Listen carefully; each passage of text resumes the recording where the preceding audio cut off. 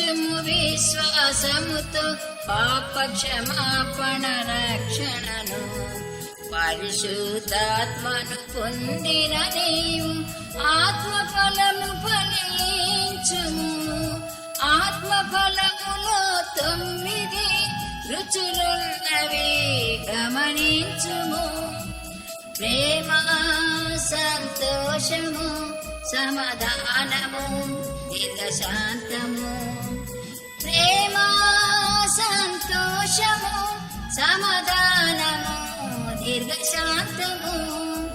దయాళుత్వము, మంచితనము, విశ్వాసము, సాత్వికము. ఆశానిగ్రహము, ఆశానిగ్రహము.